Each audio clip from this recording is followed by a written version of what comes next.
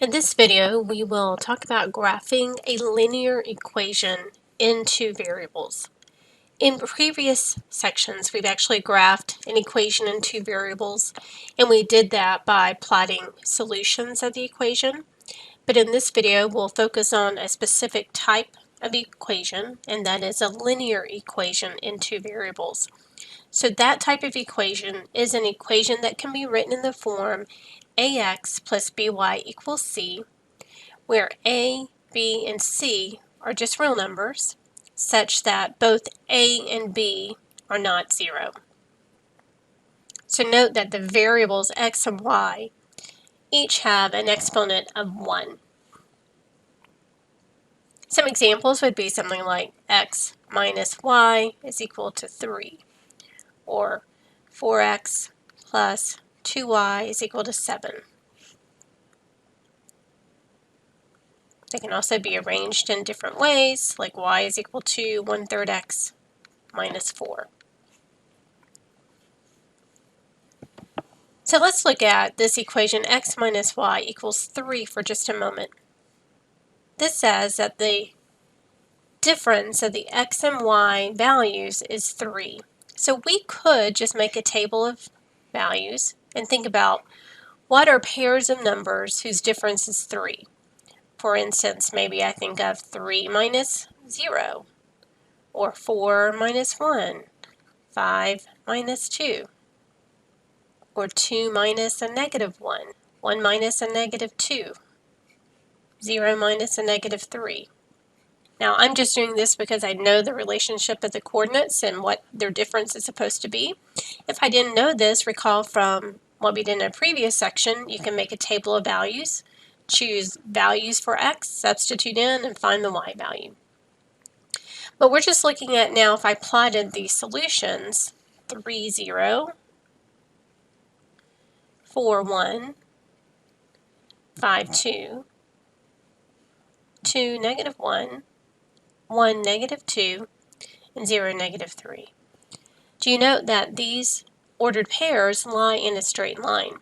And so if I then connect those points, I can form the graph of the equation. And note that we get a straight line. And so the graph of any linear equation in two variables will be a straight line. Now, we actually don't need all of these points to be able to get the graph of a line. In fact, we really just need 2 points to get the graph of a line, because then we know the direction the line goes in. And 2 key points that are on the graph, which we've talked about in previous sections, are the x and y intercepts. Recall that the x-intercepts of a graph are points where a graph crosses the x-axis. The x-intercepts are of the form some number and 0. To find the x-intercepts, we can replace the y value with 0 and solve for x. The y-intercepts of a graph are points where the graph crosses the y-axis, and the y-intercepts are of the form 0 and some number. So to find the y-intercepts, we replace x with 0 and solve for y. So in this exercise, we will just go through and graph these equations by finding the intercepts if they exist. And if they don't, then we'll need to find another point on the graph. So if I wanted to find the x and y intercepts for this particular equation, 3x plus 2y equals 6, I can still make a chart if you prefer to organize your information in that way. So if I wanted to find the x-intercept, I need to let y equal 0. And whenever I let y equal 0, I get 3x plus 2 times 0 equals 6, or just 3x equals 6, and divide by 3 to get x equals 2. And so my x-intercept is the ordered pair 2, 0. Now to find the y-intercept, we let x equal 0 and solve for y. So we get 3 times 0 plus 2y equals 6. So just 2y equals 6, or y is equal to 3. So that is the ordered pair 0, 3. So now we can plot 2, 0, which is on the x-axis, 0, 3 on the y-axis, and then draw the graph between those 2 points to get the graph of the line. And again, if you have paper, a straight edge, that will make that graph look a lot better.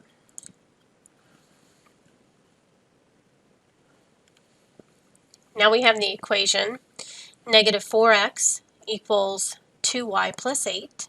So again, this is a linear equation in 2 variables because both the x and the y have an exponent of 1.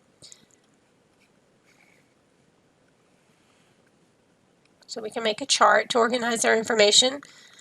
The x-intercept, we let y equal 0 and solve for x. This would give us negative 4x equals 2 times 0 plus 8, or negative 4x equals 8. Dividing by negative 4, we get negative 2. Therefore, the x-intercept is negative 2, 0. The y-intercept, we let x equal 0 and solve for y. So we would have negative 4 times 0 equals 2y plus 8. But negative 4 times 0 is just 0 equals 2y plus 8. So here we need to subtract 8 from each side to get negative 8 equals 2y, and then divide by 2 to get negative 4. So the y-intercept is 0, negative 4. Therefore, we plot negative 2, 0 on the x-axis, 0, negative 4 on the y-axis, and then draw the graph between those 2 points to get the graph of the line. And remember that though we are highlighting just 2 points on the line, every single ordered pair on the graph of that line is a solution of that equation. So there are infinitely many solutions to these equations. In part C, we have the equation 3x equals negative 6. This one looks very different from the previous ones because it only has one variable. But here we can actually understand that the value of b, that is the coefficient of y, is understood to be 0. This equation is really equivalent to 3x plus 0y equals negative 6. And so we think about finding the x and y intercepts. If I find the x-intercept, we let y equal 0, and we solve for x, so 3x plus 0 times 0 is equal to negative 6. So we get 3x equals negative 6, or x is equal to negative 2. So the x-intercept is negative 2, 0. To find the y-intercept, we would let x equal 0. But when we do, notice that we get 3 times 0 plus 0 times y equals negative 6. But 3 times 0 is 0. 0 times y is 0, so we get 0 equals negative 6, which is a contradiction. That does not have a solution. And so there is no y-intercept. We only have one solution at this point, negative 2, 0. And so this one's a little bit different. So if we go back to the original form, notice that 3x equals negative 6. When we divide by 3, we get x is equal to negative 2. And what this is telling us is that to be a solution of this equation, the x-coordinate has to be negative 2. And actually, it doesn't matter what the y-coordinate is because it's always multiplied by 0. And so as long as x is equal to negative 2, we're going to get a true statement. So I can think about negative 2 as my x, and that's the only x value I can have. But y could be anything like 0, 1, 2. So when I plot negative 2, 1, negative 2, 2, I see that I get these points that lie in a vertical line. And so only the points that lie on that vertical line have an x value of negative 2, so therefore all of those points are solutions of this equation. So when we are missing the y variable from the equation, we're going to get a vertical line.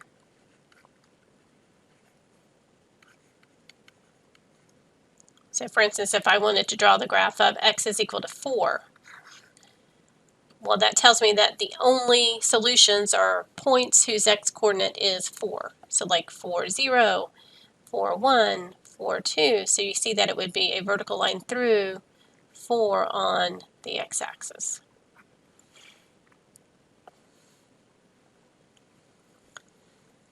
Now we have 3y plus 2 equals negative 4. So here again we have a special case where we don't have the x variable. So let's go ahead and think about if I isolate the y. In this case, I would get 3y is equal to negative 6 after I subtract 2. And then dividing by 3, I get y is equal to negative 2. So again, I could think about this as being 0x plus y equals negative 2 if I want to see the equivalent form of the two variables. But notice that the 0x is always going to multiply whatever value I put in for x by 0. And so I'm always going to get y is equal to negative 2 as long as my y coordinate is negative 2. So if I think about a table, y can only be negative 2. So if x is 0 or 1 or 2, those are solutions to this equation because 0 times this x coordinate is 0 plus the y value of negative 2 gives me negative 2. So if I plot 0, negative 2, that is a point on the y-axis, so that is my y-intercept. And then 1, negative 2, and 2, negative 2. Notice that these 3 points form a horizontal line through negative 2 on the y-axis. And so y equals a number will always be a horizontal line.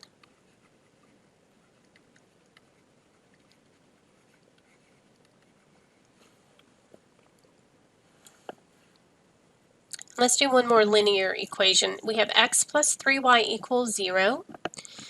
So if we think about, here we have both variables, so we're going to think about what the x and y intercepts would be. So the x-intercept, we let y equals 0 and solve for x. So we would get x plus 3 times 0 is equal to 0. But 3 times 0 is 0, plus x is just x equals 0. So the x-intercept is 0, 0. The y-intercept, we let x equals 0. Solve for y, so we would get 0 plus 3y equals 0. But that's just 3y equals 0. And dividing by 3, we get y is equal to 0. So the y-intercept is also 0, 0. But notice that 0, 0 for both the x and y-intercept is just the origin, and that's only one point on the graph of the line. So the only thing we know at this point is that the graph goes through the origin. We need another point to know what direction it actually goes in. And so we need to think about plugging in another value for x. And so let's just say we'll let x equal 3. So if I let x equal 3, I would get 3 plus 3y equals 0. So 3y is equal to negative 3 when I subtract 3. And then divide by 3. So negative 3 divided by 3 is just negative 1. So here's another point, 3, negative 1. Now I could have let x be anything. I could have let it be 1. Let me just show you that. If I did let x equal 1, 1 plus 3y is equal to 0. Subtract 1, so 3y is equal to negative 1, and then divide by 3 to get negative 1/3. So 1 negative 1/3 is also a solution. When I plot 3 negative 1, notice that that is in the fourth quadrant. I go right 3 down 1. Now 1 negative 1/3 is also in the fourth quadrant, right? I go over 1 and down 1/3. So you can see these points do lie in a straight line.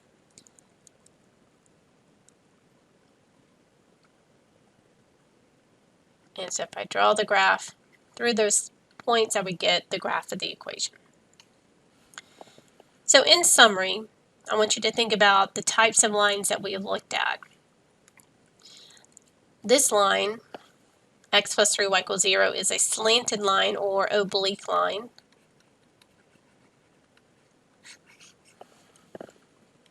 The 3y plus 2 equals negative 4, that is a horizontal line.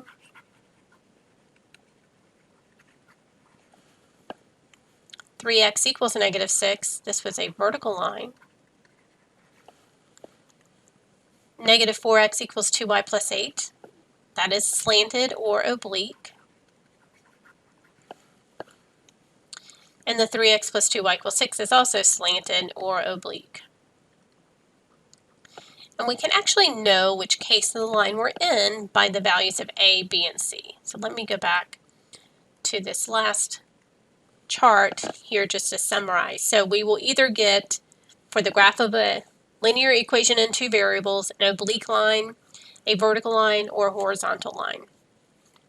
The oblique or slanted line comes in when the values of a and b are not 0.